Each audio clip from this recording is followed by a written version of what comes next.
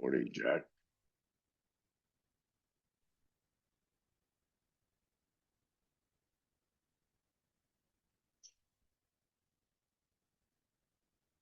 Jack, are you able to hear me?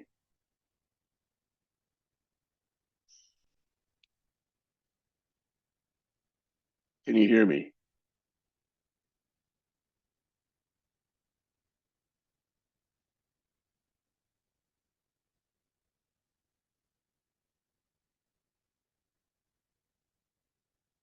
Is it my issue?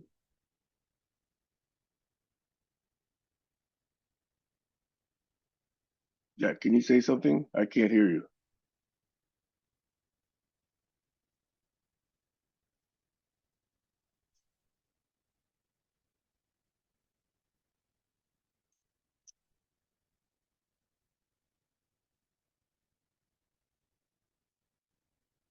Jack, can you hear me?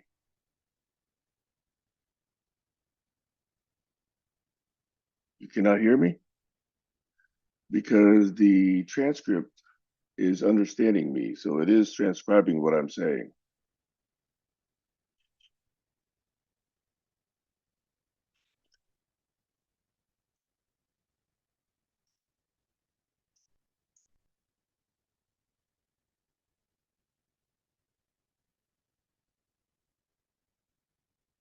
Is your audio set up?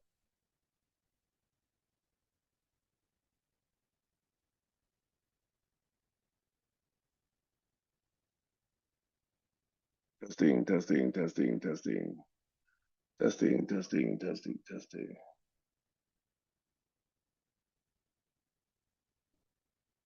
I cannot hear you.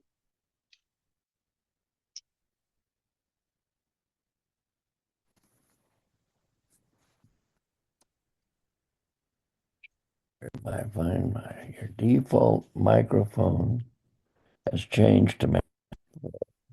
Now I can hear you. Oh, now, second, And now I suspect you can hear me. I can, and I'm going to put my AirPods back on and see what happens. Okay, testing, testing, testing, testing. Now I hear you. Okay, now I Do can you hear hear? you. Yes, I All can hear right. you now. Okay, all right. So,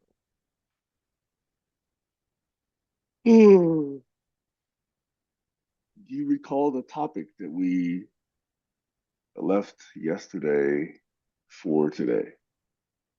Financial collapse. Exactly. Although I'm hoping that Kayla joins soon because she said she was very interested in that as well. So we can do a little bit of chit chat between now and then. Oh, by the way, ICE has come to Seattle. Oh, no shit. Yeah.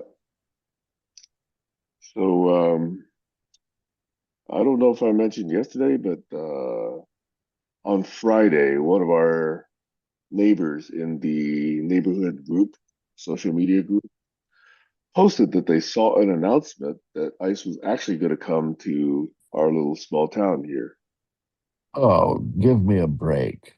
Stanwood. So I may have to go in there and make a presence. So if you don't ever hear from me again, it's been nice knowing you, Jack. Uh, that feeling is very mutual. However, you got to do what you got to do.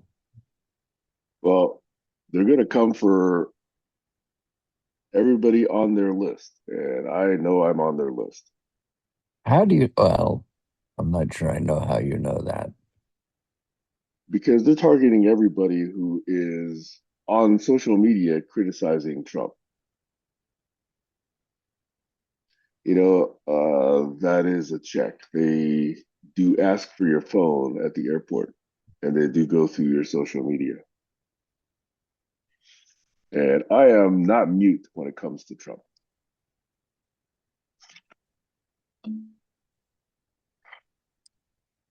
Yeah, and the fun thing that you and I know, but they don't, is that that's a free speech, First Amendment thing. Wait, Jack. What's free speech? You get to say whatever you want. Really? Yes. Uh, has that ever been true? Well, the country was founded on it. First Amendment said it there.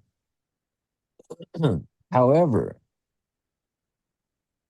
um, we know, for example, the classic example is you don't get to yell fire in a theater if there is no fire. And we do have rules about slander and libel. Well, okay, that's interesting. Those are constraints, boundaries around what free speech means.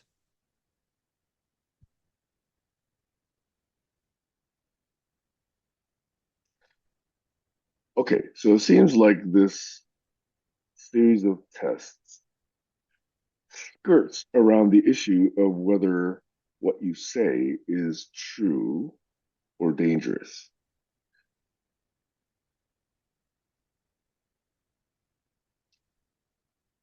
So I think they're not explicitly saying what I would prefer, which is you cannot knowingly say something that is false. Well, the president does that daily. Yeah, and I would prefer that that fall under free speech and be prohibited. Um, I don't think it's lying is not a boundary on free speech, as far as I know. In this country. However, in this past week, I believe it's either Ireland or Scotland or some country near England, actually passed a law that a politician can be removed from office if he is lying, he or she. Ah, well, but that's a different context than the peasants. True. Politicians are in places of power, Well, and what do you call the they need, president? well, he's in an obvious place of power, and technically he needs massive constraints. All politicians in America should also uh, have that constraint, but they don't. And the reason is they're not going to vote for it. But the number of We don't have politicians, we have in California, we have a state ballot initiative where the voters can trump the legislature. But we don't have a national ballot initiative. well, it's just The called only thing the that 4 year election. we have is a 4-year election and a 2-year election. And by the way, a, a, a Democrat won a Texas congressional, and another one won a Texas senatorial seat today, yesterday, and that tells us what the midterms are going to look like. If we get to the midterms, I still think that he will install martial law before we get there. And that's what all this ICE provocation and violence is all about. Okay, you're making a long-term connection that I don't make. We had a civil war once before. We can do it again. The Civil War, unfortunately, left the losers unconvicted. They went back to the South. They went back to their plantations. They went back to their slaves. They built these monuments. They went underground. They started the KKK. It, turned into the Heritage Foundation. They installed all these Jim Crow laws. Racism was still alive and flourishing after the Civil War. Blacks still, Oh, it still still could, is. yeah, they could not Racism go with the same existed. bat. Racism existed before we even, the the colonists came to America. It was rampant. Slavery still exists because of the way the working laws have kept people in a state where, I mean, just the fact that we have something called minimum wage, because if we didn't have a minimum wage, businesses would still require people work for less than that. Just shows you how businesses, if they could, would make slaves out of their employees. That thinking hasn't changed. I used to sling hamburgers at an A&R root beer for $1 an hour. This would have been 60s. Yes, it would have been the 60s, right after I graduated from high school, 62. I remember my first job out of high school was like $2.10 an hour, and that was 1976. Yeah, that makes sense.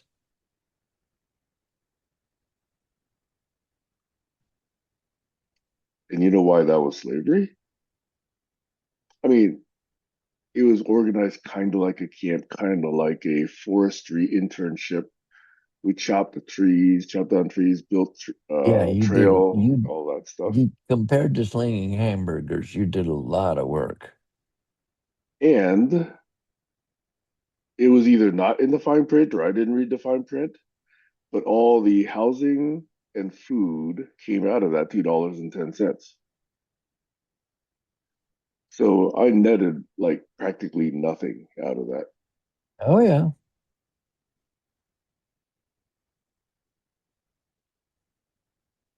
Mm.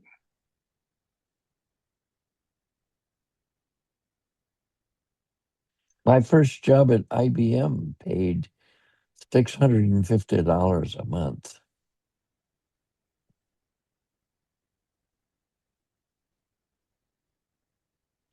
And they went out of their way to lock me in. The credit union would call me and say, "Hey, have you seen the new Corvette? We've got a loan deal for you."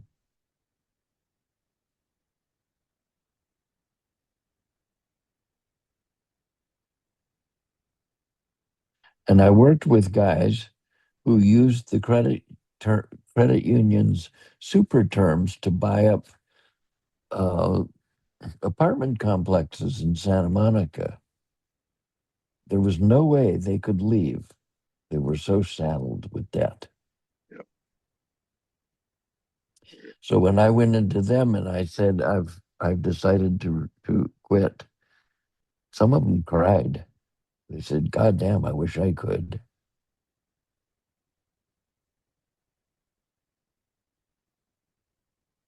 I remember the my boss there said, "We're I was single." My boss said, "We're throwing a party up at my house.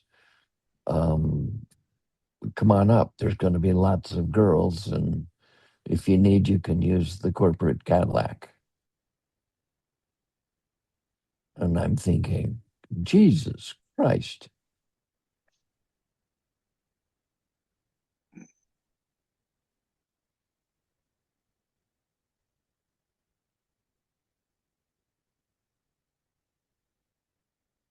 You know how they treated me quitting?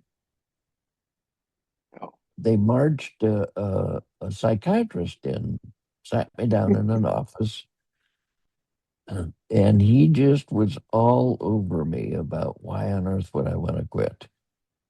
This is And IBM I you're still didn't, talking about, right? huh? Is this still It's IBM IBM. you're talking about? Yep. Okay. Now, in those days, IBM was famous for not firing people. What they did if they didn't like you was they would assign you to Arkansas or some, Louisiana. And that's because when you signed up, you signed an agreement to move wherever they said.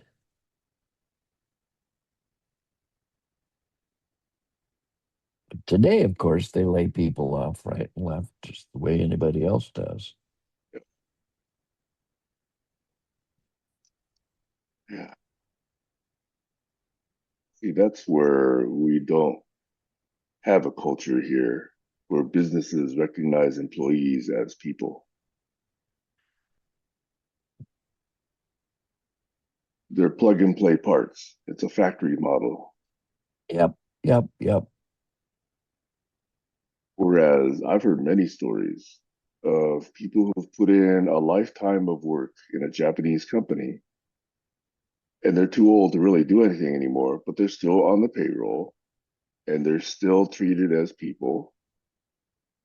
And the production comes from others, but the company is still profitable. So I have to tell you that SRI was like that.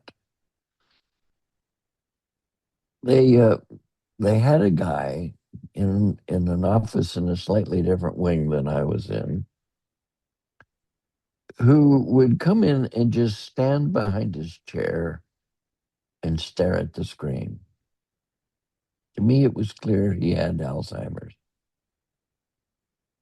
And I asked Adam about it, and he says, "Yeah, he's uh, he's used to be one of their most productive engineers, but they won't fire him." Yeah, That to me said that SRI got the right culture. yeah. And when I was there for most of the years I was there, it was voted um, nationally the best place to work. I had a part-time job at SRI, but I never actually got a full-time job there, unfortunately. My part-time job was around 78 or 79, thereabouts. And I was working in a group that was studying wave propagation in the ground, sound wave propagation. So they're trying to Yeah. do like earthquake modeling. Hmm. So we'd have these round balls, they're probably about this large. They were rocks, basically, constructed to resemble, you know, the ground at various different depths. And in the center would be an explosive charge, and there'd be a thin wire coming out, and there would be sensors that would measure the wave propagation. Yeah. And my job had nothing to do with understanding the physics of all of that. My job, because they didn't have the right equipment in those days, was to digitize those waveforms Oh yes. off the paper Yes. tape. Yep. Yep. So I did that for, I think, several months. Uh, and that was not a great job. They were nice people, but had I actually learned more and had actually been incorporated more into the project, you know, I think I would have applied there. And I was studying at Stanford, but I don't think that mattered much to them. They weren't mean, like I said, but it was just very repetitive, and I didn't learn very much. I didn't even know the outcome of the study, so that was too bad.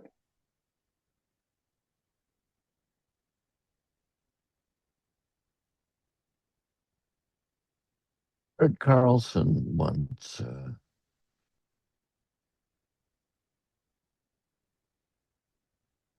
We're being recorded. I won't go there. All right. Um,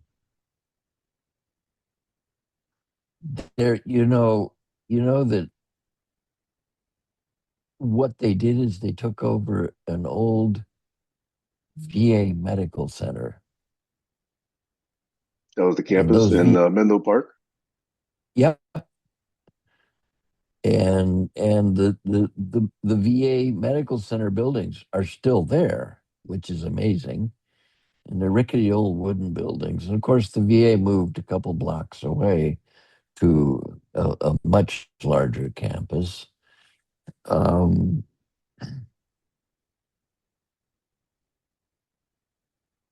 when I first started working there, they still had these little robots going around the halls. They looked like these robot vacuum cleaners you see today, Yeah, that's but famous. I've with heard a those stories. yeah. And one day I found one jammed in a corner, and I started to walk towards it, and somebody came out of their office and said, "Don't touch it. It has to figure it out for itself." Speaking of which, I still find people who are surprised when I let them know that the Roomba runs on Lisp. I did not know that. You did not know that? No, It's one of the very first successful applications.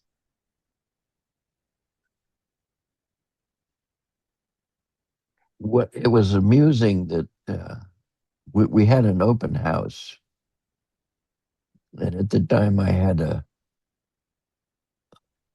girlfriend, and I told her to invite her girlfriend and their kids to come to the open house. And other people brought little kids. These were older kids. And I was sitting out on the floor in the hall, and one of those little Roombas was walking around and actually rolling around. Mhm. And all the kids would come down and get on their hands and knees and just stare it basically in the face. And it would have to stop because it recognized a blockade, and it would turn from right to left to try and figure out what what the hell is this, and try to figure out how to go around it. And the kids loved that because then they would jump in front of it again. Mhm.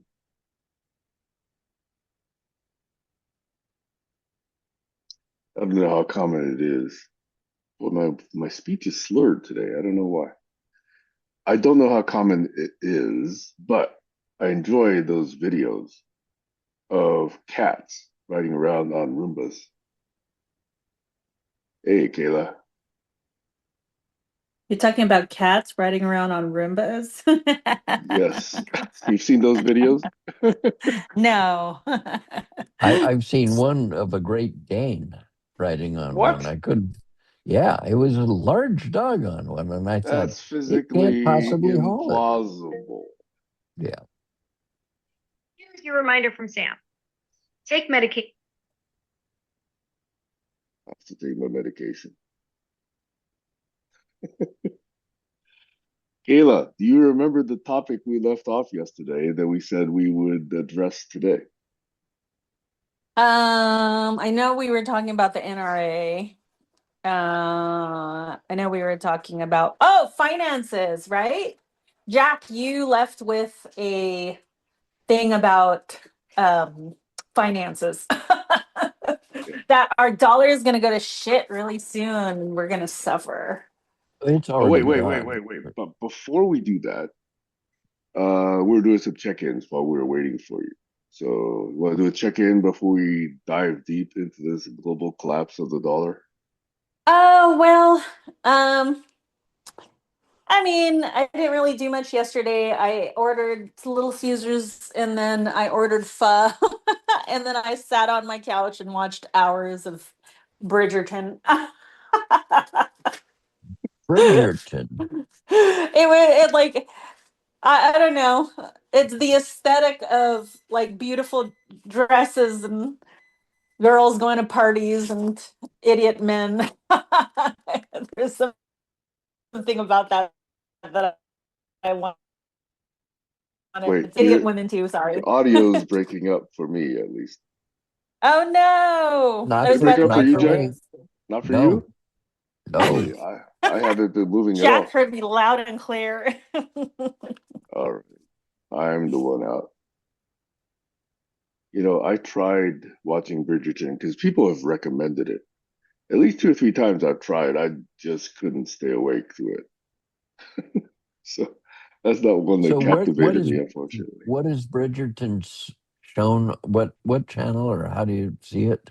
Netflix. Oh, I don't have Netflix. Ah, okay. Well, it's you're not missing out unless you want to see like ball gowns and you know. Oh, that's not my style. Hey, but it's getting diverse. There's like black people with wigs.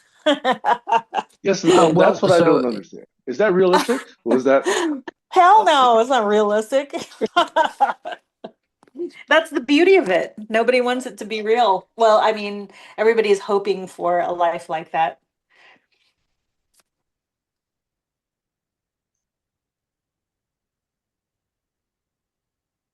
That's it. That's my check-in.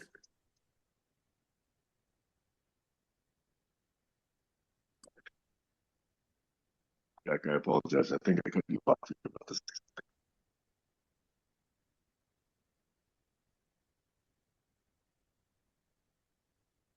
Am I not within range?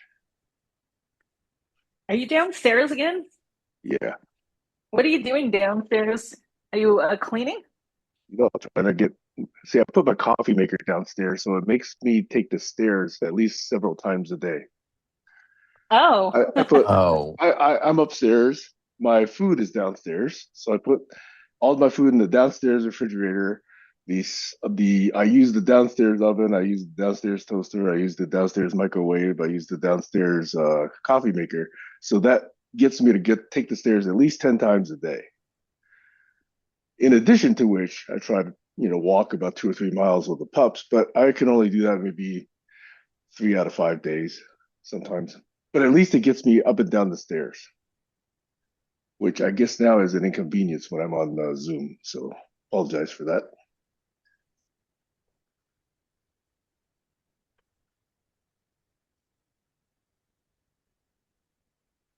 I am now back at my desk. The coffee is being made, but I'll go down there later when you guys are talking amongst yourselves. well, I leave in roughly a half hour for Ward Cunningham. Okay, then Jack, please introduce the topic as you had conceived it regarding global collapse. Yeah, it's global financial collapse. Okay, so in those words for you, what does that mean? Um, so in forecasting, there there is the process of spotting weak signals and accumulating them. One of the weak signals is people are again overextended on bank credit. One of them. But I think a, a, a beacon, not a weak signal, but a beacon, is Trump's attempt to take over the Fed. And of course, drop the interest rate to practically zero again, so that his billionaire buddies can make even more. Yeah, high credit interest rates are painful for all of us. There's no question about it.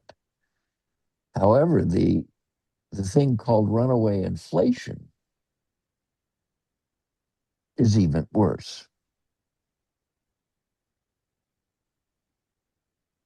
It's pretty much like, how do you want to pay for your free lunch? So one of the signals I'm watching is we lost Europe and we are slowly losing Asia.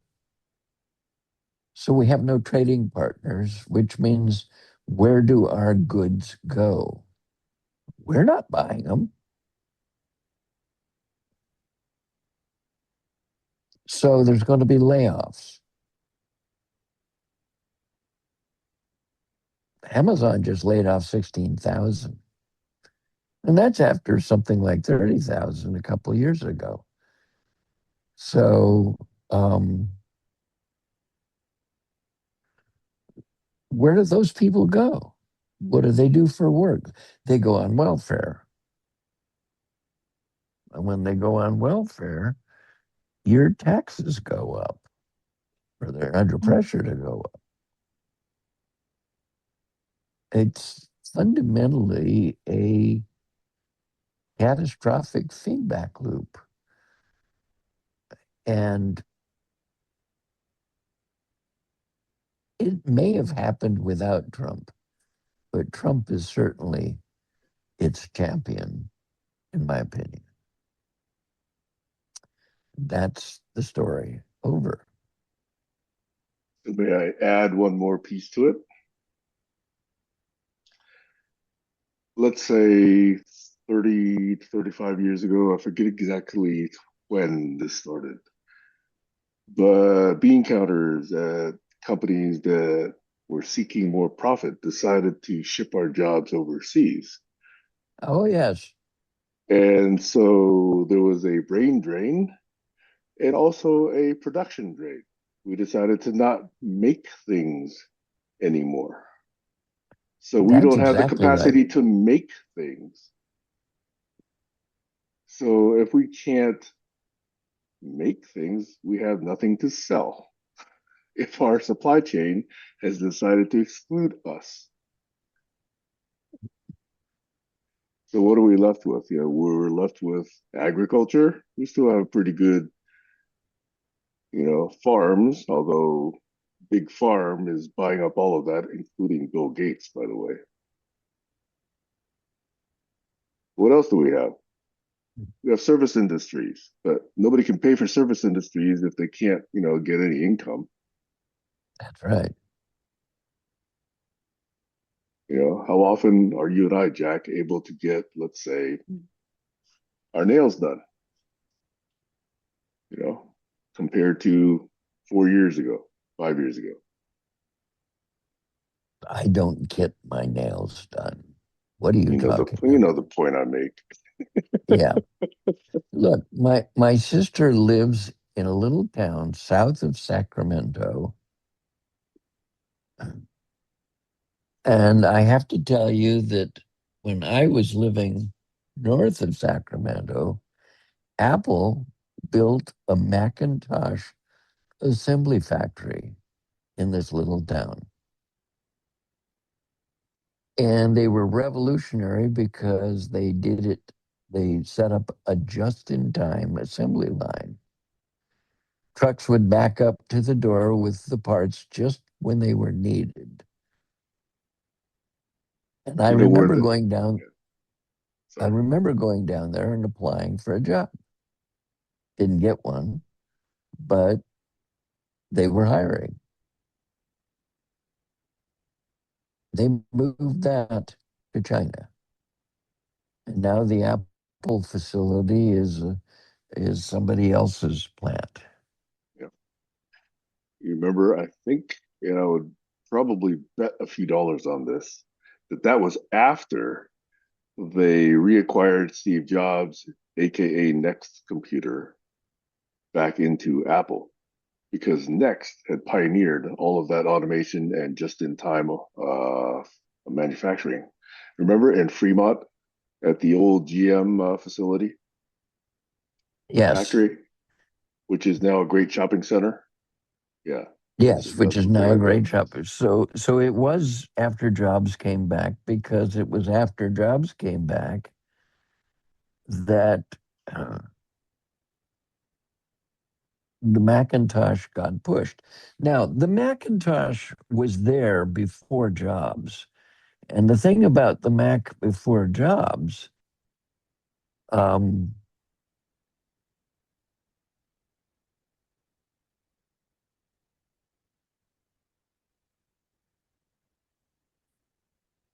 is that Scully wanted to allow other people to build it the way Microsoft was built. The, the Windows was built by other people. And Jobs came in and shut it down. And I had one of those Macintosh clones. Hacintoshes. Um, and it was really good. And in fact, I have had a Macintosh laptop from a little company in Colorado that had it was really it was a little white notebook computer that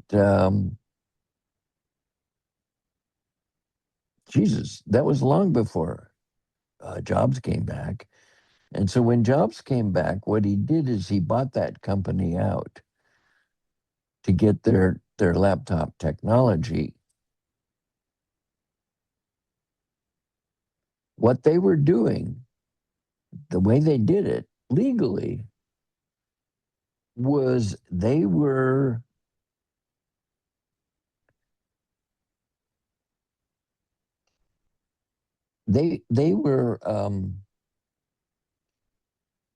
taking old Mac SEs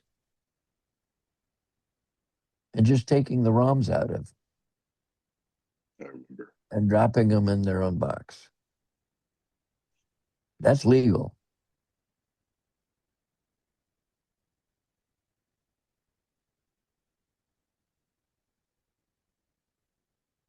And by the way, the fact that we're alienating every other country, every other civilized producing goods producing country in the world, and those supply chains are now excluding the United States, as you say, means that our trade is falling off, and therefore the dollar is no longer going to be used as the medium of exchange. That's So what's happening. its valuation is going to go down. Yep. I People mean, won't buy our bonds because they don't trust us anymore. it's not just bonds, right? They don't buy our weapons. They don't trust us to deliver. They don't trust us to put, additional equipment in them or down tweak them slightly. The French or the Israelis, no, the Israelis, they have so many spies in the United States that they know that when they bought the F-35, that it was a down spec version of the F-35. And they knew enough by having moles in the United States to say, no, we don't want this version. We want the real version. And now they're going to go buy it from So someplace else. everybody is now making nice with China. What does Yes. that tell you? They're the remaining superpower. Russia is no They longer a are. superpower. US is no longer a superpower. China is the only superpower now. They can pretty much And dictate how it's the rest of the next, century goes, it seems. and I would think that you should be concerned that it's only a very short window before the China says, okay, Taiwan is ours. Yeah.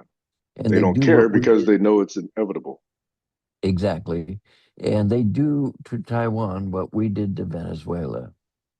They do a surgical strike, take out the government, and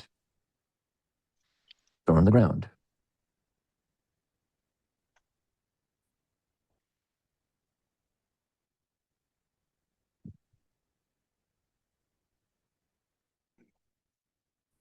And then they'll probably go after the Philippines. Well, they'll go after every country because they can. Just like, Yep. Trump wants to go after Greenland because of what? Natural resources or whatever is there. And he thinks that Greenland has no defense. And in the case of China in the southeast, it is going to be true. Those European Defense Union countries, I doubt that they're going to go into Southeast Asia and defend those sovereign countries. Well, time will tell. They keep building these man-made islands right near the Philippines and putting military bases on them. So Who it's does? only a matter of time.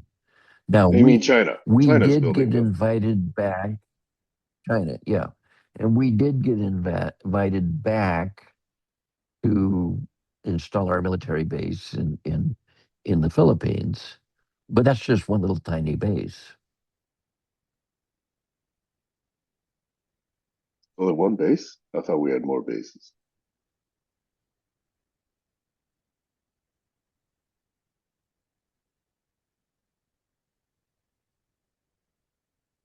But regardless, yeah, I mean, Russia's going to go bankrupt soon. They can't even win a war against Ukraine. They have no other ability to project power. Israel, unfortunately, is still getting billions and billions and billions from us because they have all the compromat on all of the US government. And we keep Yeah, that sending them money bothers me. Yep, when we yep. can't even feed our own people or house or clothe or whatever, our own people.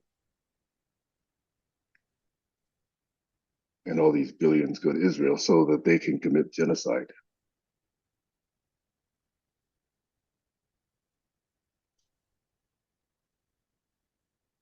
And for that, the Biden administration is clearly also to blame. Yeah, he wasn't a Trump, but he wasn't all that good.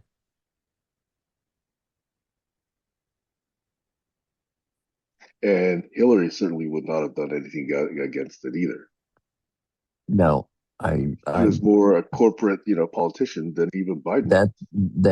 that was the point.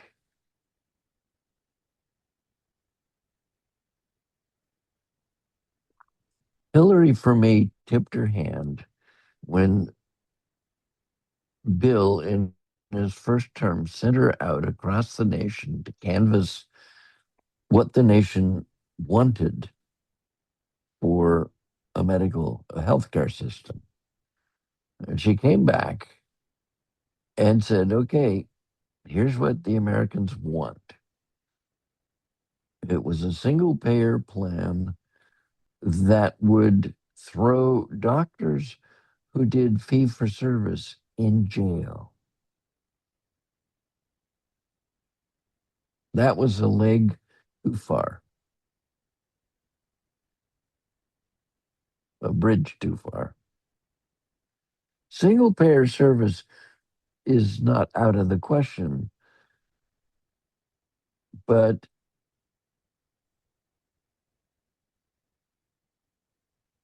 if you go back and realize that the then Canadian Prime Minister Pierre Trudeau, the father of the more recent one, um, needed a quadruple bypass, and he came to America to get it because he couldn't wait in the queues.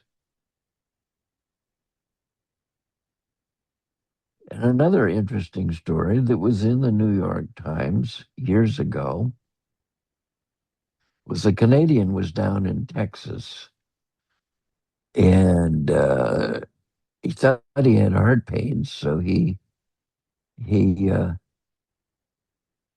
checked himself into an room somewhere in Texas, and they said, "Yeah, you do need a quadruple bypass. Your heart's really messed up. But they said you have good health care. You're gonna have to go home and do it. And he collapsed on his way out of the hospital.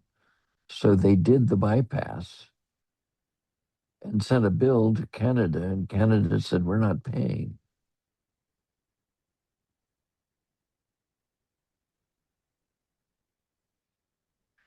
So I don't have a lot of faith in a single payer platform. Well, many companies make it work. Many countries make it work. It's If just you too hard make for it US work, to figure out. and it's not all that good in Canada.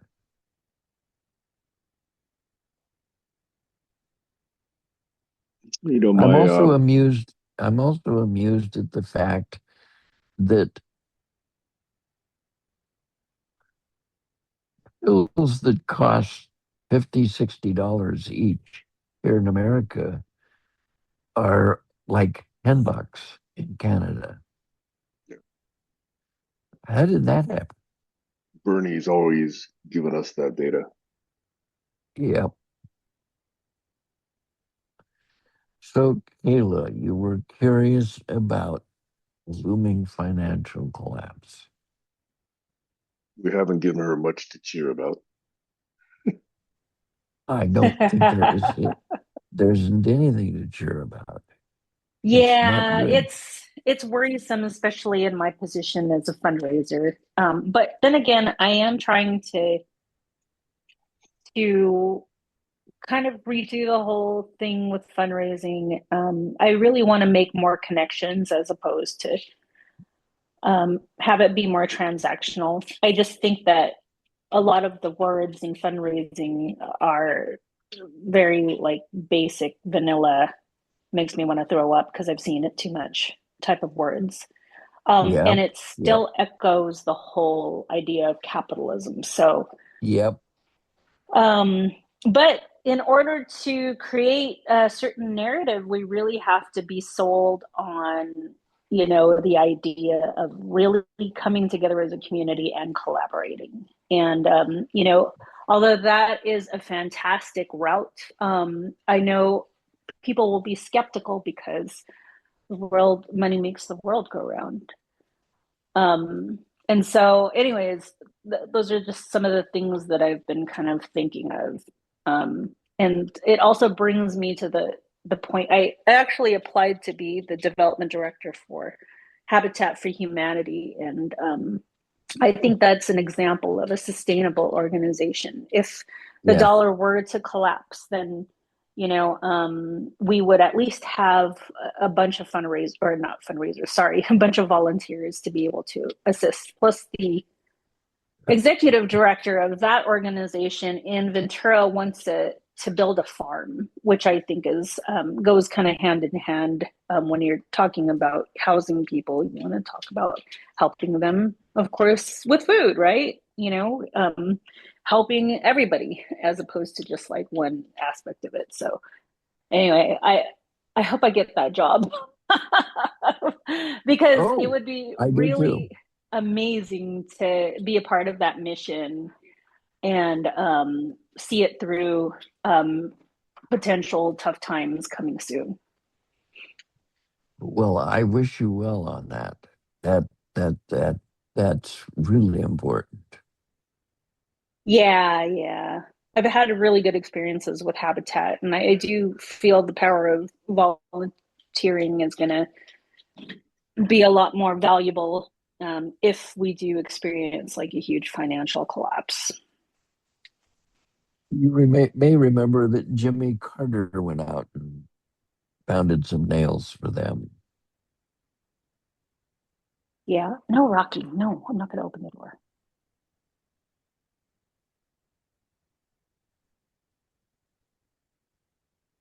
Jimmy was a good guy.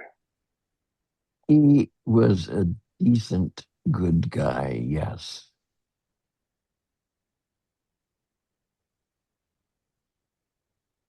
He's like the anti-Trump. Trump is the anti-Jimmy. Oh, stop it.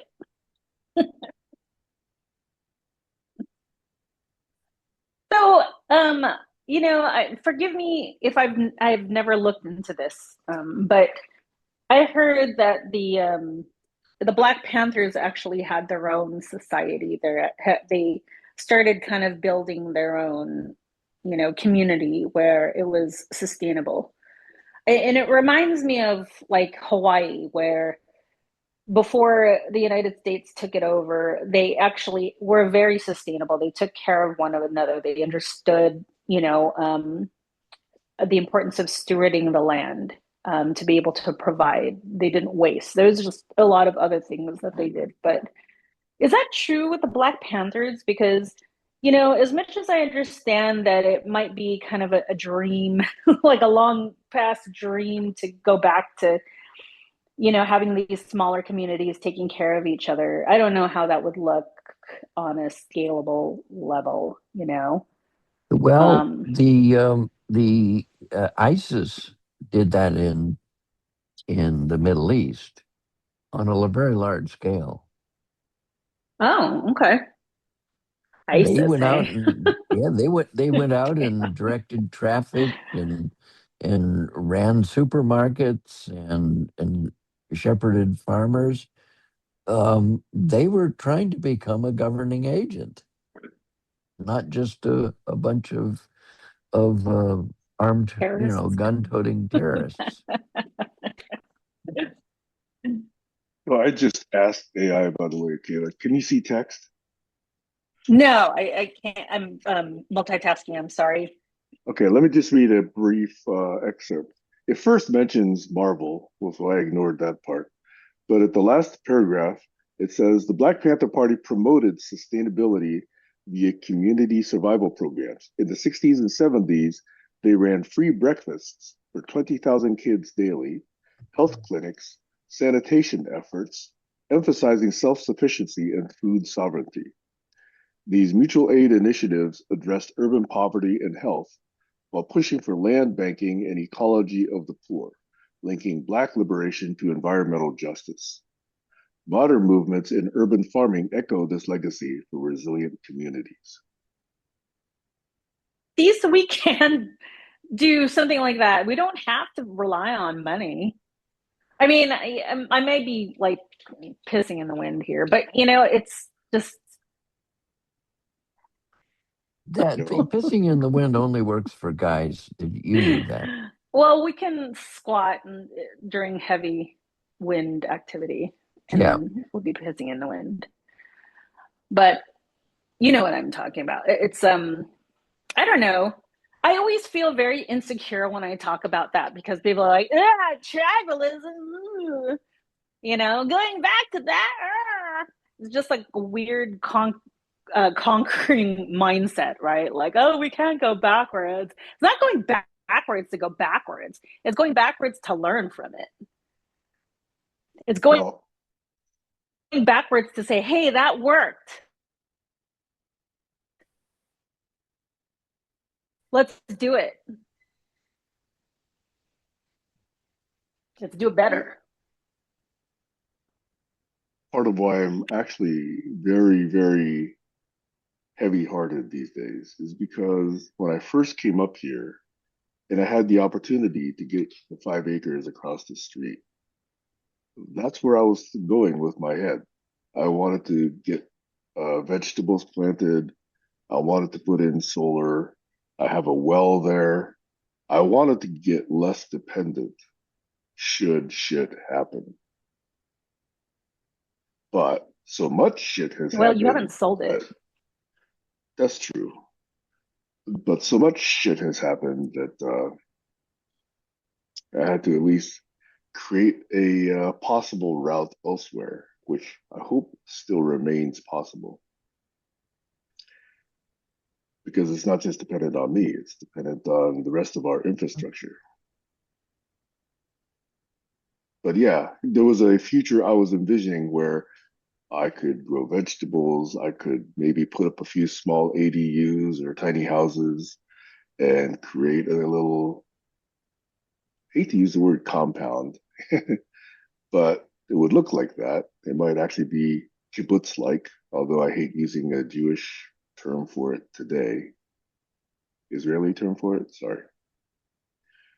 But yeah, you know what I mean. I could put rows of tiny houses, a little yurt, way back in the larger clearing in the back. And in fact, it ties in with what I'm finding about how much women and children have been abused. One fantasy is to create a little, place for those people to go, at least temporarily. I have to run, guys. See you. Bye, Or Jack. Jack. See you next week, hopefully. I don't know if I've ever mentioned that to you, Kayla, but the more I'm finding, the more women and children have been so oppressed and abused and raped Yeah. that's one small way that I might be able to use that property if I can stabilize. Yeah, absolutely. I mean, you know, I would, if I were you, I'd keep my options open. That's Um, what I'm trying to do. but you know what I mean? It's like the sustainability portion of it is just so much better. Like,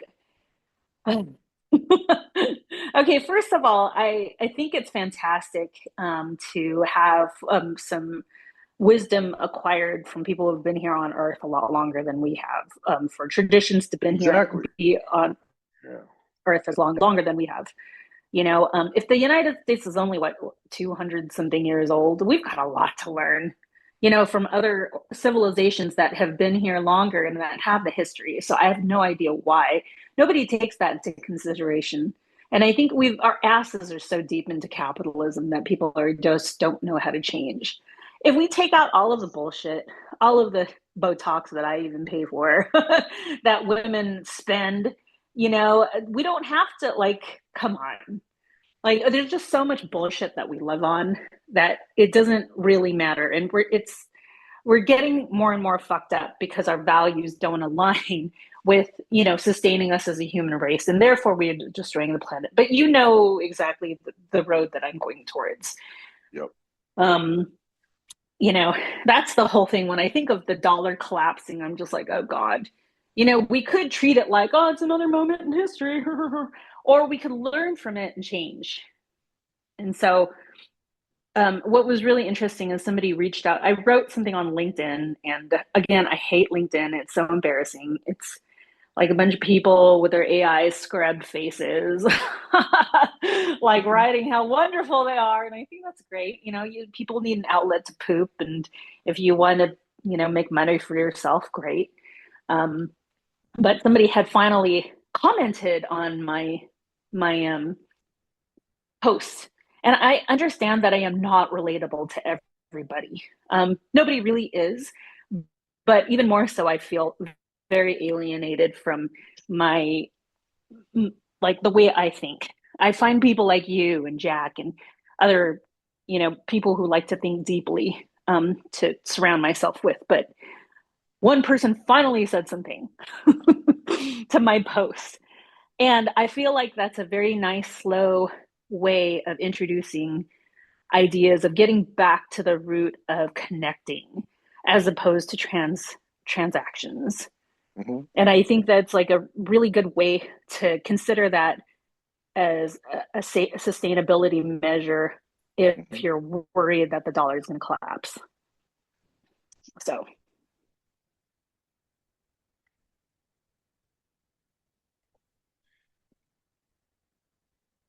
Decades ago, well, maybe 1 or 2 decades ago,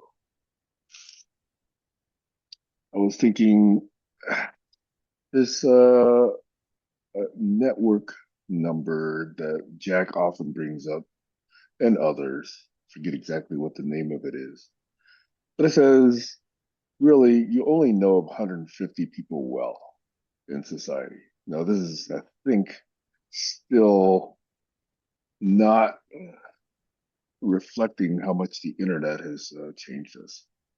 But let's just take any number, whether it's 150 or whether it's 300, whatever. Okay. I was imagining, let's suppose that we could define a new notion of family where it's 150 people who agree to be there for each other. So that, let's say somebody loses a job. Well, the network is there for them as they manage to reconfigure their lives and find another one. Or somebody wins a jackpot, then the group shares so that it's not just the individual who gets the benefit of it. Of course, there have to be agreements among those 150 that, hey, they're going to be there for each other. And they're not going to let anybody, just drop off the planet without being supported. And I was thinking, what a cool thing to try and explore. This global village idea, I think is too big. We can't actually know 8 billion people, right? We can't actually Right. hope to think that that's going to be a village. The whole notion of a village is everybody. You know how they're going to behave, you know what to expect from them, and you know that they're not going to misbehave, and you are not going to misbehave and therefore reflect badly on that village. I think Yeah. that is something that's worth bringing back. Yeah, absolutely. And with the internet these days, you don't all have to be on the same, 10-acre piece of land. Mm-hmm. And that is an idea I wanted to explore in the eighth continent. Yes.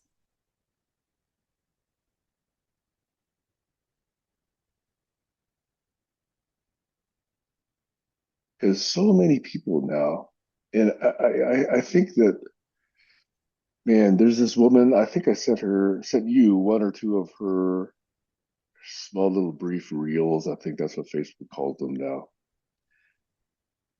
And they're talking about how modern clinical psychiatry or clinical psychology has encouraged people to blame their parents, to shut off parents, to just say, hey, removing yourself is healing. Fuck that. Yeah. Removing yourself is not healing. But I think Mm-hmm. that's the general story that modern psychology runs with, modern psychiatry runs with, and it makes them money. Makes the people say, yeah, it wasn't my fault, it was my parents' fault. Yeah. But it doesn't heal it. It creates more rifts. I mean, you at United Parents probably ran into stuff like this. Right? Yes. I'm not an expert. You are, Oh, I'm but not an expert. I'm Oh saying my this therefore God. tears up families, and the whole idea of multi-generational families just is completely obliterated by this kind of thinking. Yeah. Yeah. I think her name is Kazal, is her last name. I think her first name begins with T. I love what she's been saying because she came to this because when she was young or as a young adult, she had blamed her mother for all of her quote unquote traumas. And Yeah. in her healing process, she came to realize that's not the right way to look at it. That Yep. her parents were trying to do the best they could and that they still loved her. Yep. And now she's trying Yep. to take that perspective to others. And I'm really resonating with it. Yep. I do. Yeah. I've been in a Yes. similar boat and Yes. I'm still struggling with that as well. Mm-hmm. It's gotten so much better, but yes, I agree. But at least having a willingness, or an openness to it is a great perspective, right? But if you're just sitting back, with blame, with distancing, with separation, then that healing, I think, can't take place. You might think you're healing, but there's still a big gaping hole in your life if you still think that way. Yeah, agreed. It's everybody has something to contribute. you know, maybe their vote isn't a contribution, but there is something of value that they can contribute. Mm-hmm.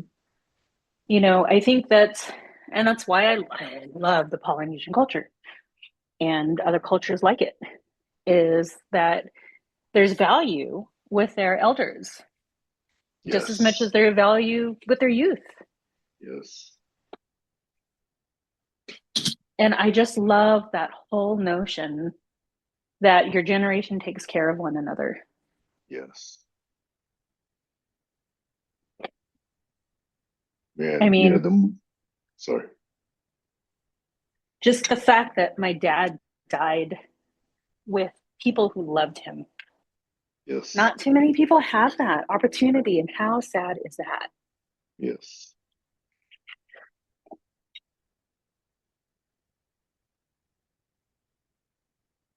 I think that's why they turn into ghosts.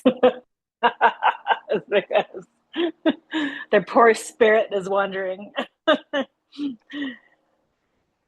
Didn't Although pass. there's an accompanying notion though that the more you think, the more you question, bullshit, quote unquote, the more you apply your own intelligence. The saying goes, the less happy you are and the more alone you are. Yeah, I know. So how do we balance all of this? And then when 'Cause I you think, speak to people who are dying, yes, they will say that the things that matter the most are your yes. relationships. Yeah, it's not how much you spent, how many hours you spent at work. Nobody talks about that on their deathbed. Yeah, yeah. And by the way, I still talk to my parents, or I try to every Thursday. It doesn't always happen.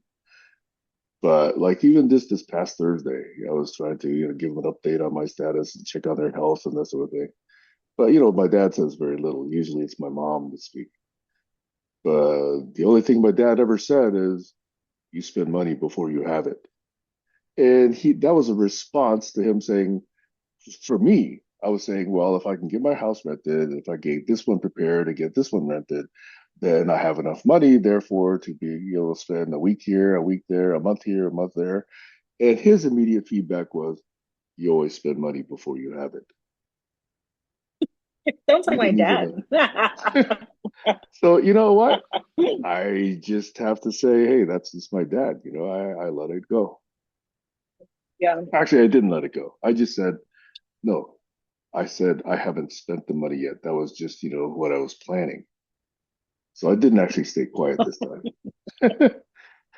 But You know what I used to, that's the only thing he says. you know, you know what I would say to my dad? That's right. And my God, he would get pissed off. You shouldn't do that. Like, shut up. Yeah. But Yeah, I am very yeah. unlike him. Yes. Yeah. And yeah, I mean, he could definitely look at me and say, yeah, I've made a bunch of, stupid mistakes and make bad decisions. Yeah. Um, but I still have some options. It's not like I have zero options. Yeah. Exactly.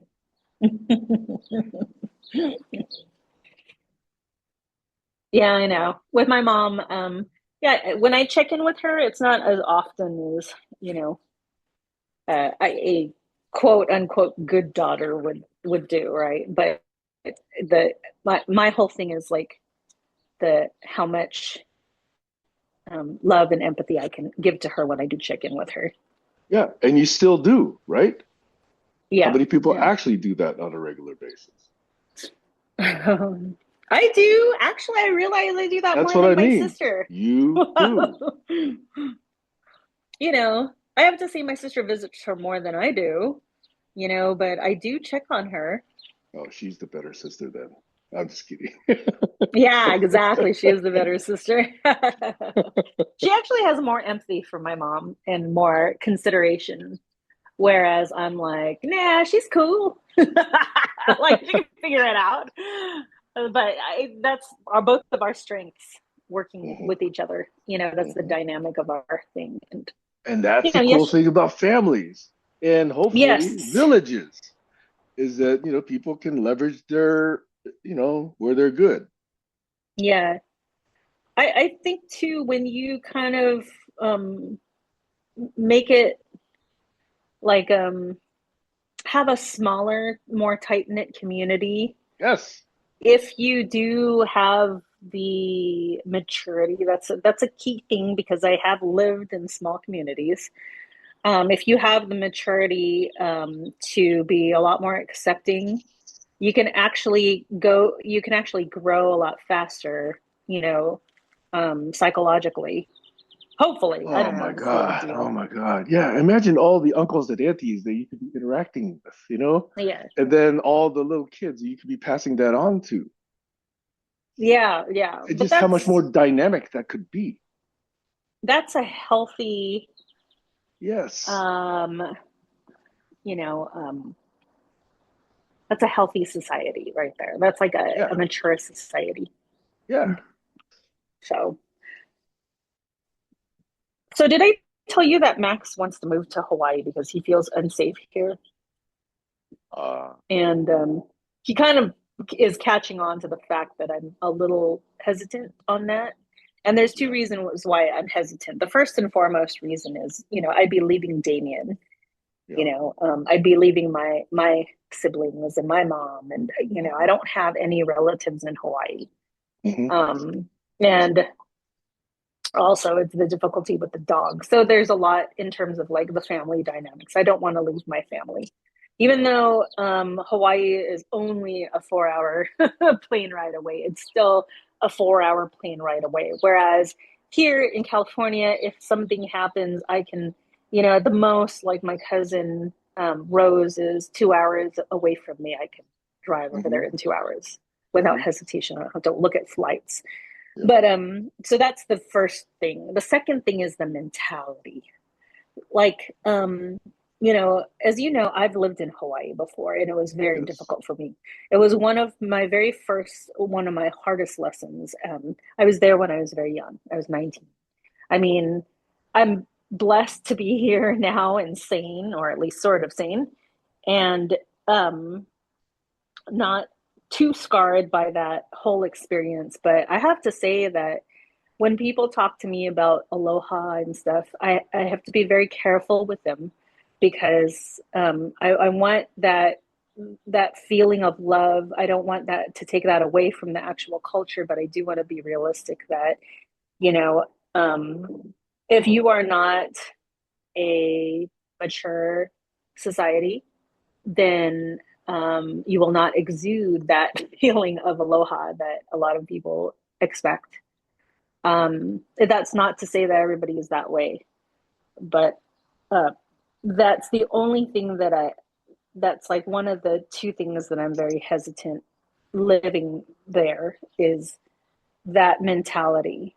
Um, because I do know that it can be very damaging if you have a small town mentality. That was Somas, with Max's relationships. I see now like how um, a variety of mindsets do make a difference when it comes to getting to know people. So there's that too. It's like some people actually enjoy like a larger society for the diversity, but the key is um, the key is maturity and you know psychological health. So I think I'm trying to read between the lines of what you're saying. You were young, you were single, you're probably hit on quite a bit. Are you talking about young men who were not mature and who had not the aloha culture and mindset? It wasn't the men. Oh, really? The men were very accommodating. They were very accommodating. I had no problem with the men. It Ah, was the women. The uh, it was like it was that jealousy. It was that rawness. Like Um, so I was dating this guy who had a son, and he and his baby mama were separated. They'd been separated for some time. And she wanted to kick my ass. She wanted to fucking hang out with me. She was a big Hawaiian girl. Like it was freaking scary, dude. He had to hold her down. So she wouldn't go after me. She broke, or he broke the handle to the, I was in the car. It was really stupid. I went to go pick up I went with him to go pick up their son. And she when she learned I was in the car, she tried to like come after me. And I had to lock both doors. And she straight up said she was going to kill me. And she tried to get in the car, and one of them broke the handle. But he had to hold her down until the cops came, so she wouldn't come after me. And I did nothing to this woman. I didn't even know this woman. From what I understood, they were separated. And then on top of that, he had a car. Um, but his car was tied to his baby mama in some way, shape, or form. I guess one of her relatives had given him that car. And anyhow, he one day, I was at a friend's house and I drove his car, and somebody somehow found me and they took the fucking car. I was like, "What are you doing?" And they're all, "Oh, they said something about Hano once. Like Hano was the boyfriend, my boyfriend at the time. We're gonna fix Hano's car or something like that." And then I discovered that she had him take that car, from me. And so it was that crazy raw mentality of like I don't know. I felt like I was being beat down when I was 19. So was So she Hawaiian? Were these people yeah, actually Hawaiian? yes, yeah. They grew up there, and nobody was on my side. Nobody. I had nobody on my side. Everybody was all, well, that's what you get for going out with a local guy. Like, are So you she fucking kidding thought me? that you broke up their family. Was that what she was thinking? Probably. Yeah. I mean, but supposedly they'd been broken up for some time. I mean, I don't know. Like, are they going to stay together for the rest of the? Like, he didn't see it that way. I don't know if was he lying to me. There's a possibility, but even my own boss said that I should go out with him because we both danced for the same company, and everybody in that company thought he was single. So everybody's appeared to see that he was single, except for baby mama. Guess he should have stayed single forever, according to her. So that's the only thing that is just like, I don't know. If it was a healthier society, if it was healthier people that I was dealing with, maybe they wouldn't have acted so violently against me. Or maybe they probably would. It's just the same thing as, I guess, bigger places, is everybody has got their loyalty, and nobody has the courage to ask questions. Yeah, that's really unfortunate. Yeah, I was so young. And I was the one victim blamed by the women, by the elders. well, you're an easy target. You're young, single, very attractive. Yeah, that's You're terrible. probably like, front row center dancer, probably. I was So, fast, very quickly. yeah. It is a problem. I even told my son that because he's experiencing the same thing in his dance group. Well, not Eminon, the competing dance group, but in his high school dance group, all the juniors and seniors appear to be really jealous of his um, skills, that they are ousting any ideas that he has to contribute, even though they're fantastic ideas, but they're like, nah, I don't want to do that. And so they're using their seniority to dismiss that. And so I'm just like, well, they're either stupid or they're jealous. Mm-hmm. There's no way to say it nicely. I mean, there are, but there'd be an explanation to say it nicely. And sometimes I'm not for that. They're there comes those fun group dynamics. Yes, yes, exactly. So, you know, Let's see, it's an opportunity for kids to learn that stuff and grow it. Now, it's sadder in adult groups where adults have not learned that. yeah, yeah. That's why I tell Max, was an adult there? Was a teacher there?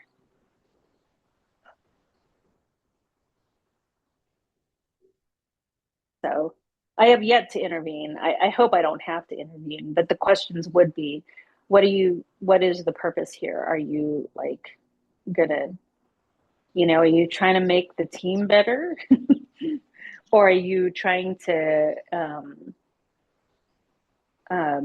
give seniority an opportunity to step up? Either way, an adult intervention needs to happen so that they could guide whatever individuals they need, whoever they need to guide to be able to come to a more mature decision.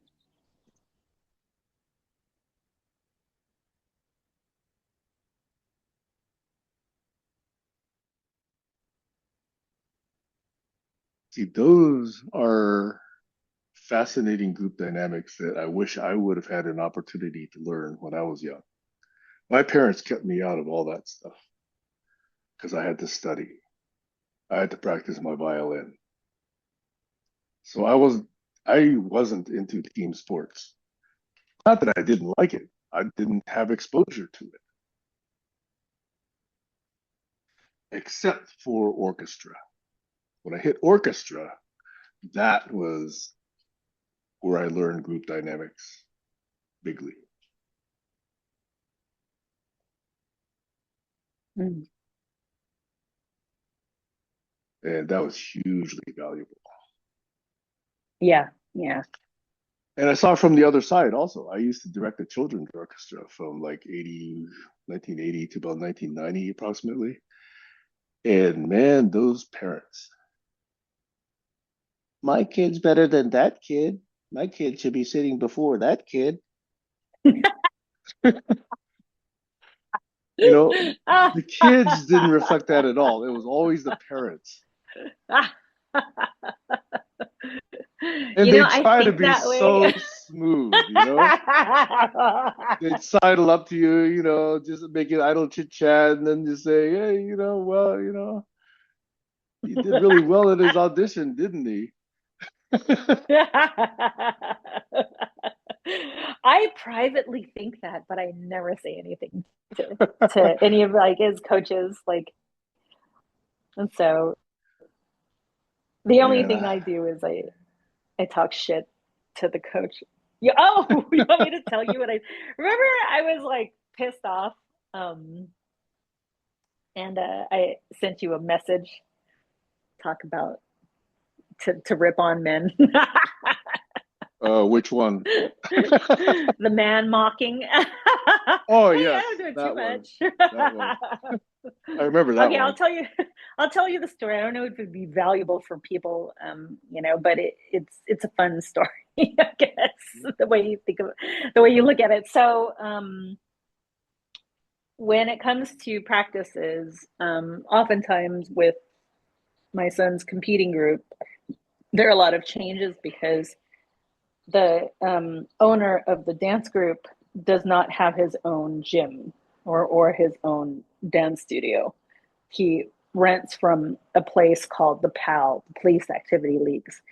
So, in addition to that, we do have guest choreographers that come from Los Angeles. And right now, his competing group is under the direction of a gentleman who lives in North Hollywood.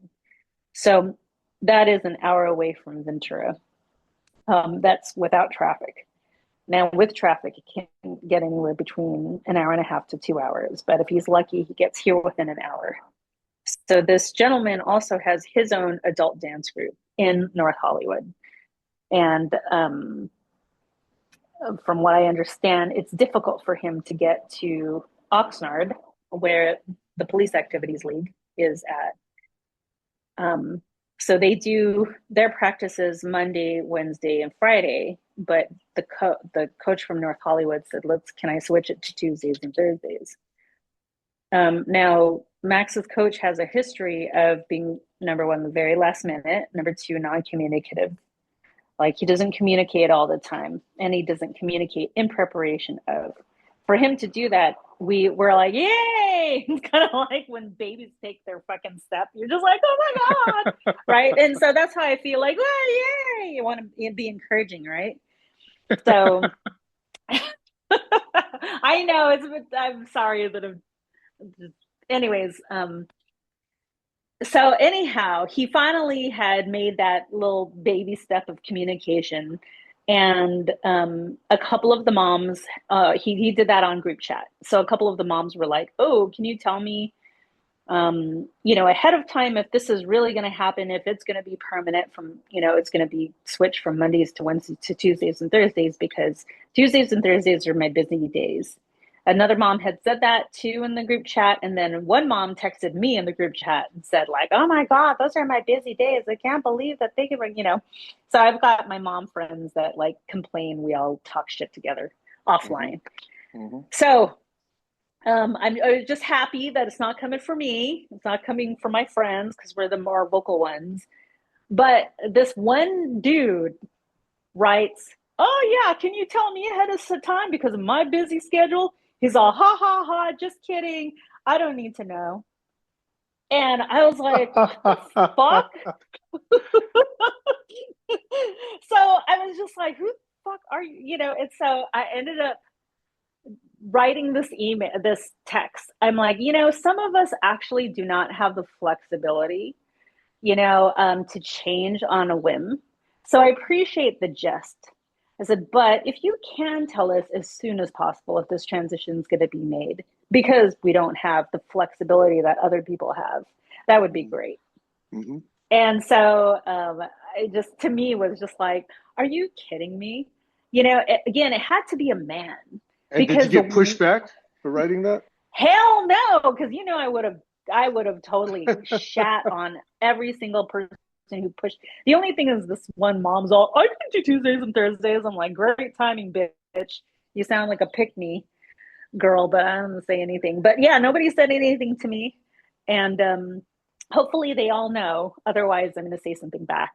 And so that's why I messaged you. I'm just like, what is it? Man mocking, man braying. Yeah, I think it was definitely man mock was certainly in there. That's why I asked, what this was about, and then you sent back, "Oh, it's already been taken care of," or some message like that. Yeah, because I said something, you Yeah. bitch. That's what I want to say. Shut the fuck up, bitch. Like, I know your wife is making it happen, and you have the luxury of laughing that we all like are stressed out. Oh, that's another thing I said. I said, this is a source of stress in my household, and my kid's the one that actually suffers from that, Yeah. And so nobody said anything. Oh my God.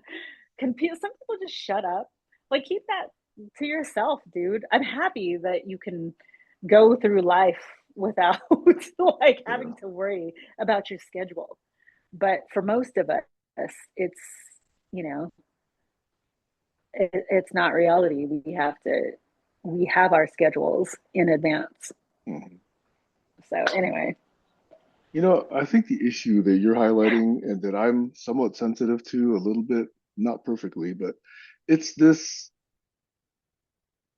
self-absorbedness, the self-centeredness, the selfishness in a group setting that is, Yeah. to me, out of balance. The example that I see way, way often, because I'm on, multiple Zooms per day, for example, right? And some of these are classes where there are like 20, 30, 50 people, sometimes 100 people or more. And somebody will get on, because the instructor says, "Oh, you got a question? Let me answer your question." And they'll be in there, "Oh, sorry, my audio settings off. And can you hear me?" And well, let me find my right window here. And I want you to check my settings. And oh, dog, shut up.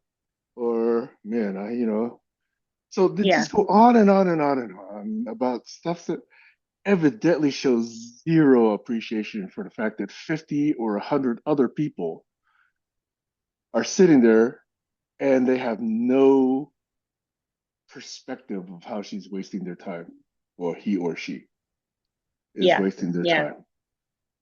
And I find that, you can't even ask people to be self-aware enough because they clearly don't have that in their list of things to think about. Yeah. Yeah. Absolutely. And, that's one of the reasons I mean, my fantasy really is to go to Japan because in Japan, they are so community aware. Now, there are other downsides of Japan, but they are so community aware that that would never pass in Japan. People are grown up, from the time they're 3 or 4 or 5, 6, to be aware of how their behavior affects those around them.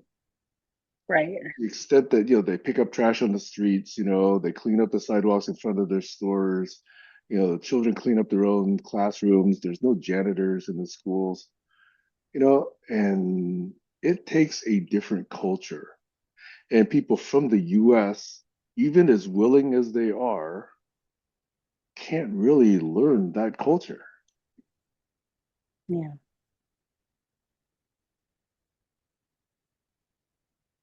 Even Yeah. to the extent that, I find it laughable, although I usually don't say anything, that I'll, sometimes see people in a restaurant, like, let's say a Japanese restaurant, and the meal comes, and someone will immediately say, "Where's the sriracha sauce?"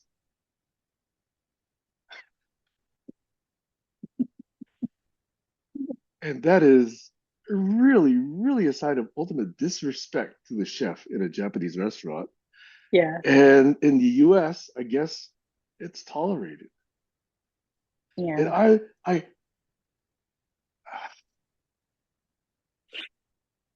sorry, I think I've said enough. It's just, No, I agree. There is such an emphasis on the individual mindset that we cannot go past that and even consider community as a solution to our problems. right. But we can see, or at least some of us can see, and some of us can actually recognize the fault in you know producing and putting forward an individualistic society. And you know what? That kind of behavior is defended. It's like, well, we have the First Yeah. Amendment. I can say what I want. I have a right to my opinion. But it's a Hmm. lack of appreciation for the culture you're being exposed to. Yeah. It's so disgusting, and it's very small minded. Very. And yet, it's so prevalent that's why the term ugly American exists overseas. Yeah. I'm writing a legacy challenge letter for um, an organization, and one of it highlighted somebody's stories.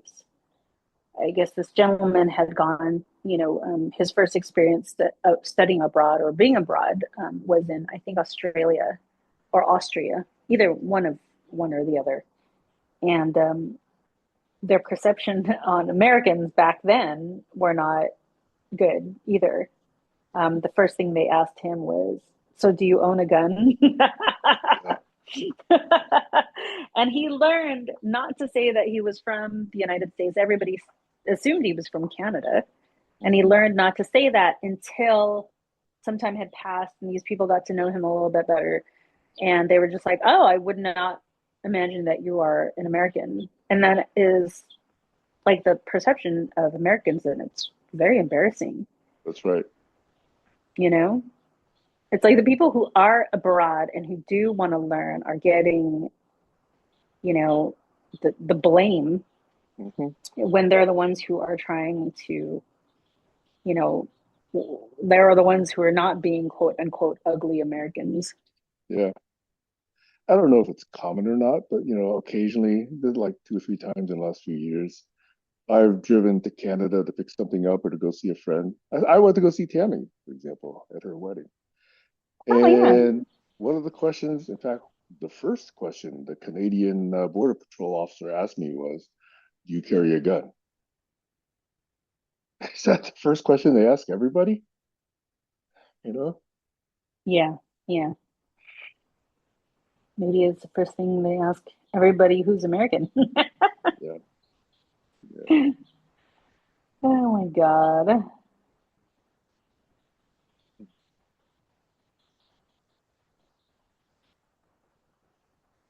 yeah. I Yeah. I'm refocusing on making sure that I can get these places rented as soon as possible. Yeah. Good.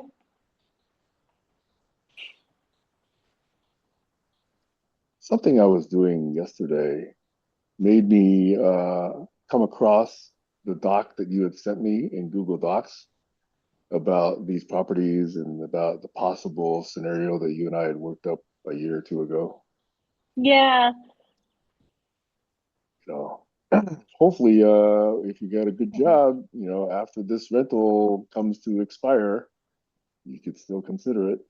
Yeah. Yeah. I'm still, you know, I was sad when I heard, but Mhm. I mean, things happen for a reason. I still feel like, you know, there is no such thing as coincidence. What with the universe Well, is not think, unintentional. think about the October-November timeframe. Yeah, yeah. And I could because I be in could for always drive to Washington, That's right. you There you know? go. Especially if you want the Yeah. dogs to enjoy the property, you'd have to bring them up some way. Yeah. I know. I know.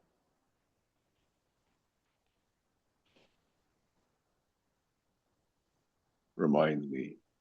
Once my daughter Amy, who was studying and learning how to play the harp at the time, was invited by one of my cousins she was invited to play the harp at a wedding down in Southern California. My cousin was getting married. So she thought, what a cool thing to have a member of the family play harp at my wedding. So I said, Amy, would you like to do this? And she said, yeah, sure. But the family didn't want to drive those 5 or 6 hours to get down to Southern California. So they all took the plane. I was the one that was actually driving the harp all the way down to Southern California, all by myself. You said it took you 2 days? No, it only from the Bay Area down to the Bay Area. Oh, Sorry, yeah, down to sorry. It's only one day. This is Yeah, back when I was living in the Bay Area yeah. a long time ago. Amy was only like 10 or 12 at the time, and that was like 20 years ago. But yeah, so the family got to go and spend what 2 hours and or 1 hour, and they were there. But I had to drive the whole way and unload the harp and reload the harp. Yeah. Yeah.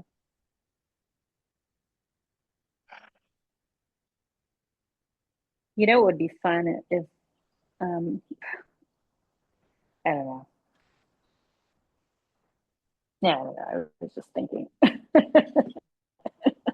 You're allowed to think. I know you got plans for rental and stuff, but it would be awesome if like it could go over to your place a few months out of the year, like I read that in the from doc that you sent.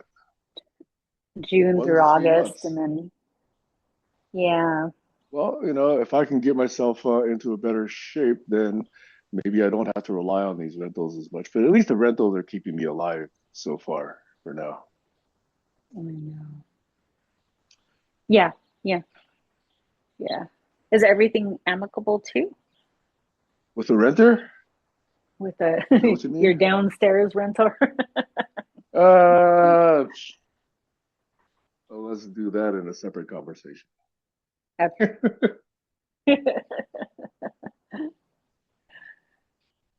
Yeah, there's a lot Um, of lessons to be learned. oh, still. Yes. Aw, yeah. What did they say? It's like, um, well, my spiritual counselor, if you will, she said, the universe is going to keep sending you the same lesson over and over again until Until you you get learn it. it.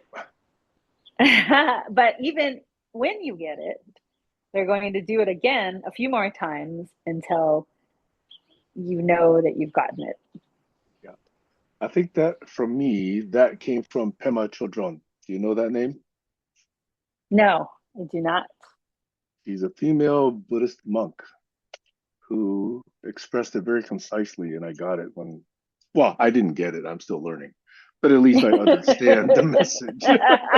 Right, yeah, I didn't get it. No, no, no, no, no. Yeah. I'm still a dumbass.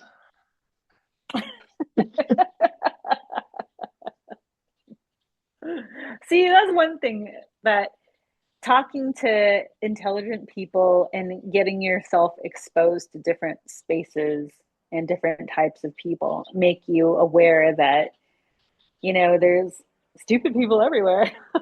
And Yep. it's not that there's like, I'm not saying you're stupid, but like people have their weaknesses. They Yep. have the things that they need to work on, and it's so nice to be able to hear like somebody as articulate as you are and accomplished as you are, that you have your setbacks too. And it's not because it's like, ha, you know, you're just as dumb as me, but it just like kind of puts everybody on the same playing level. And it gives people courage to say, you know what, perhaps I can be accepted.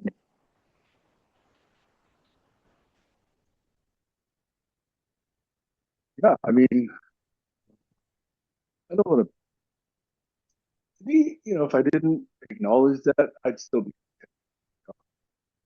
You'd still lying be if I what? say I'm sorry, I'm downstairs. Oh yeah, it's definitely a downstairs thing because you're Okay, wait. sounding pretty robotic. I'm climbing the stairs now, so I'm near the top Oh, of so the much stairs better. now. What cup Okay, is that? Second, third? that's the second. That's the mushroom coffee cup that I'm making right Oh, now. nice. Yeah. Nice. You ever tried mushroom coffee? Yes, I have. It's delicious. Evidently, it's half coffee and half this other stuff that they put in. It tastes like coffee, but it's supposed to have Yeah. all these beneficial effects. So I'm hoping that it's making me less stupid. We shall see. Nah, too late. I've been trying it for months now. Well, it's kind of like I don't know why I get bamboozled by marketing, but I don't know if you've been seeing like the protein stuff when people are just like, oh yeah, I have a cereal that's all protein cereal, or if I like, a Starbucks has the protein drink, or you could put protein, something in it, and in Pajama my head I'm juice. all, ugh. Well, like there's some protein powder, that's a different story. But when it comes to coffee, like Mm-hmm. I don't know if you see it, but there's like some protein weird elements. Anyhow, I bought these cinnamon toast crunch, and it I was love that stuff. expensive. I have that every Yeah, morning. right. Well, they have the protein version of the cinnamon Oh, really? cinnamon toast crunch, right? And it's twice the price, which is so stupid. It's 11 grams per, I think, at a spoonful, or whatever. It's 11, I have that. 11 I'm looking at grams. the bag right now. Oh, Catalina really? Crunch, 11 grams protein per serving. Excellent source of fiber, zero sugar. Catalina Crunch, protein cereal. Yeah, You like it? I have it every morning. I Oh, didn't I think realize it's that it came gross. without the protein. Really? It doesn't I don't taste like fibrous it. to me. You don't like it? it. You don't like the taste, or you don't like something else about it? Well, I guess compared to cinnamon toast crunch, it is not delicious. Well, this thing is called cinnamon toast. and it's It does not catalytic taste crunch. like Okay, well, I don't know what it is you're talking about, but obviously we're incompatible because you don't like the same cereal I like. Yeah. Well, that's good. That means that you can have that, and then I'll have the real cinnamon toast I don't know what the crunch. real one is because I only find Oh, this brand at Costco. See, the Costco has this, so I usually pick up 3 or 4 bags every time I go, every 2 weeks.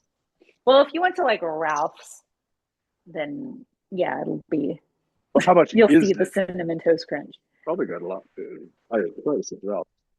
but it's more sugar. The real cinnamon toast crunch is so delicious. No, this one says total sugars 0 grams. But you know what I do though? Oh yeah, I put a little bit of you drink it. maybe a quarter cup or a third of a cup of raisins in there. Oh, I have this with the raisins. I don't like raisins. You don't, why am I even talking to I you? don't like raisins. I remember, oh my God, I remember when my parents used to buy boxes of raisins. And I know it's supposed to be good for you, but I remember how much I hated it as a kid. And I'm like, ooh. And they'd be, I'll just have some raisins. I'm like, no. Our family was so poor we couldn't even buy those. So for me, that was a sign of luxury that other kids had those little boxes of raisins and I didn't. Aw. I was very envious of the kids that had those raisins. Do you hear that? Speaking of kids. No, what am I supposed to Oh, hear? there's some crying, wailing kid across the street being carried by his dad. Uh-oh, is there a child trafficking in progress? No, the kid probably just fell. You sure? Yeah, I'm positive. I mean, I've been reading Trust and me. listening to these videos and interviews so much that just popped top of mind right now.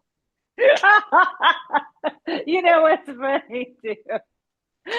Speaking of that, so Max was telling me about how he's all like, "Oh yeah, this guy took a video of me," and so he told me the story. Apparently, he was like messing around in drama class, and he was like walking the runway with his friends.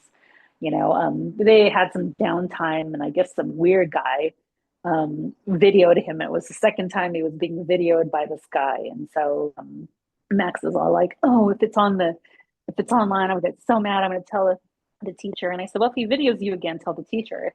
And so Max was describing him as weird and all of that stuff. And like, he's so weird, and the way he stares is weird, blah, blah, blah.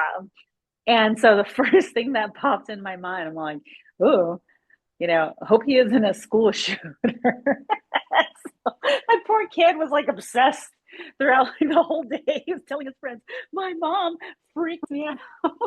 She said, "That weird guy in drama class.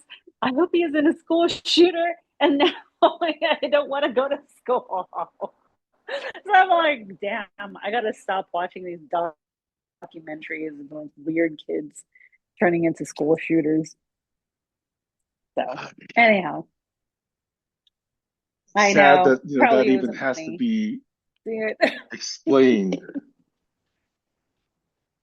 it? Oh God. I know I shouldn't. Sometimes I'm a little too blunt, and I know I got to work on that and just keep that to myself. Oh boy. Max is no longer 13, right? He's 15 or so now. 14. 14. 14. Okay.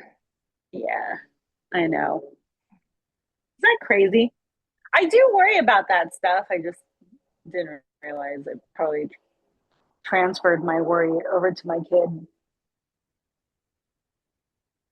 But we don't want to judge, right? I think judge is a interesting word. I mean, there's discernment, and I think discernment, helps you understand what's going on in the world. Now, if you apply a value label to it, that might be the judging that people are talking about. But it always happens. When you discern something, you're always trying to say, okay, is this better for me or is that better for me? Well, like what see, that's another thing regarding discernment is your behaviors, right? So my immediate thought went to, I hope you're not a school shooter, because if you're acting fucking weird, if you're like videoing my kid, if you don't smile, if you don't behave normal traits, quote unquote, then yes, you might have that label that people associate with a psychopath, Mm-hmm. you know? Same with men. I'm sorry to say, if you're being crazy and staring at somebody, or you won't just let go, or you're saying some shit to women, it's like, yeah, you're gonna be labeled as a fucking creep. Yep. Dude, stop staring. You know? So, but I mean, yeah, in the case of a child, that's probably not like the right thing to do is just to say that. But like, how do you teach your kid? Like, hey, if you stare too much, the society, doesn't like it, and they might think you're really weird and that you're like a creep or something might happen. I mean, that's what I say to my kid. Like, don't do that because you might appear to be X, Y, and Z. All right. People with certain traits do that.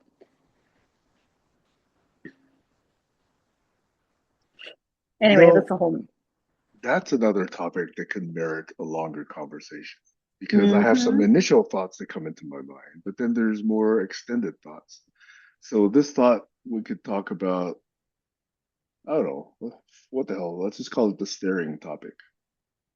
Is that enough, or is there another one that we can talk about? No, So, the staring recognizing topic is it's coming up good. on 10 o'clock, and this is so Yeah, good, I'd like to have this conversation, and I I'm don't glad want to you think cut it it's short. good. No, it is because, I and didn't think I was like I see at a least two bad sides of mom. this as well.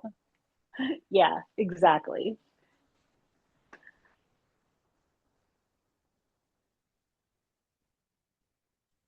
There are two sides of that. At least. And there's a lot of cultural viewpoints too. For instance, when somebody like stands too close to somebody else or they don't give their space, some people might find that really creepy, right? And that's different in different cultures. Absolutely. Absolutely. When I went to Canada, I could tell that people knew that I was not from Canada and they were kind of staring at me. But when I looked back to give them a smile, they looked away and I got insecure. Mhm.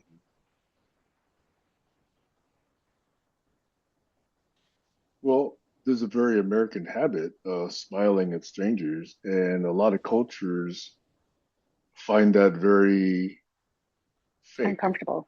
Yeah. Yeah. Yes, absolutely. You're right.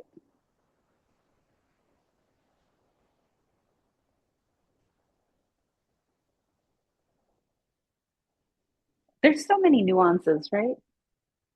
Yeah. I think the cool thing is to lean in and learn about them. The old saying, right? When in Rome. Mm-hmm. But again, that's where the term ugly American comes up. Yeah. People go overseas and say, where's the McDonald's at? You know, where are my French fries? God, I hate that. I have to say though, the fast food experience in other countries are quite fascinating. Yeah. When I went to Costa Rica and there was a KFC in Costa Rica, I Hmm. found their chicken to be very small. And when I was like, why is this so small? My friend who lives in the United States but has family in Costa Rica told me, well, it's because they use real chickens. They don't use processed chickens. Like in here, like the chicken breasts are huge or the chicken thighs are huge. Over there, they're tiny. And they're saying it's because they utilize like real free roaming chickens that aren't as big and, you know, bulked up. Or if you go to Hawaii, they actually serve rice over at McDonald's. Mm-hmm. Mm-hmm. And So, spam. anyways, oh yeah. But I was very proud of Max because I said, "Hey, you want to go to McDonald's?" He's like, "Why are we going to go to McDonald's? There's McDonald's in California." And I'm like, "I know, but it's just different here." But he still didn't want to go, so I was like, "Okay, Good for him. go to Zippy's then." You know, it was big in the news when McDonald's opened the first store in Moscow. And it was such a experience that the locals celebrated it. And there were lines around multiple blocks to get into that McDonald's.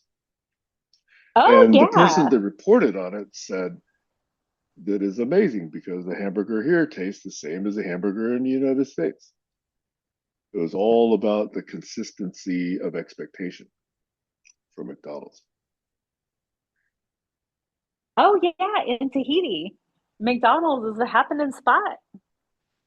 All the locals love it. They go there and they sit outside with their French fries and Mhm. yeah, laughingly Mhm. when we went there, we were like, "Oh my God, McDonald's is happening." Yeah.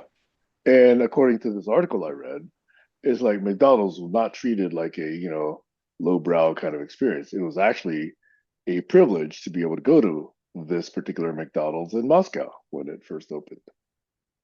Yes, but that certainly reflects their culture, though, and not our culture. Our culture is actually the McDonald's, but It's the, probably a mix of both. yeah. Like I think I've mentioned sorry, not KFC, 7-Eleven in Japan is Uh-huh. reputedly a great place to get food.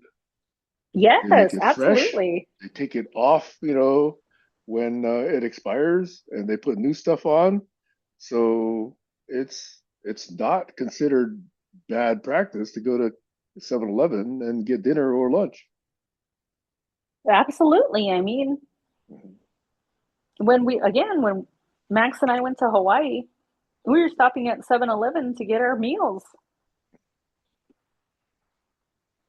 Because they had like spam musubi there. They Yep. had these Yep. chicken bowls.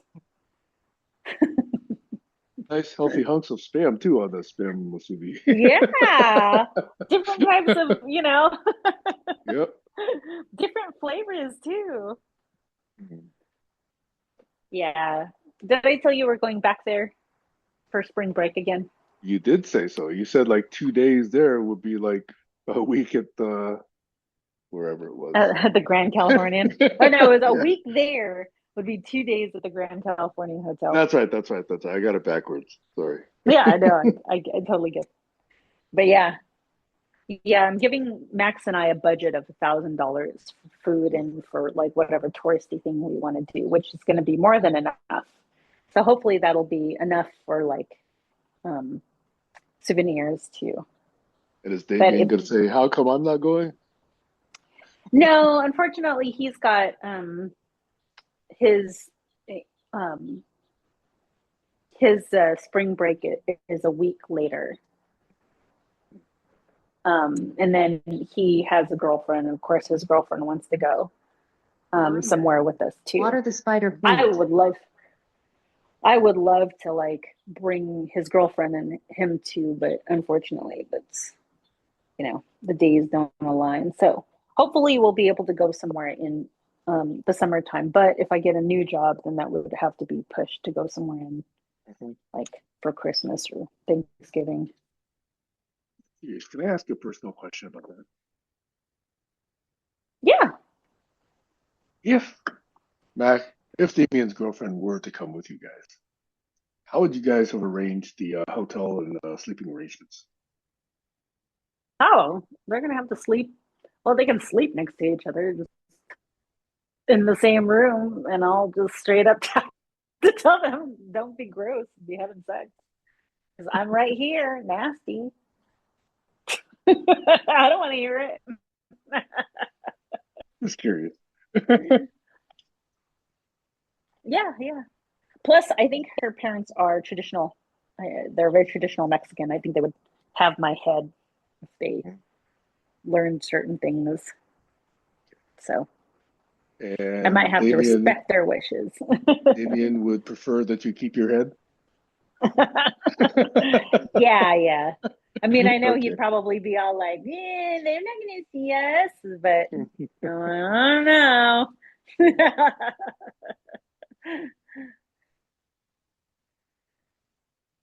Anyhow, it's 10:01. I'm going to Yes. respect your time.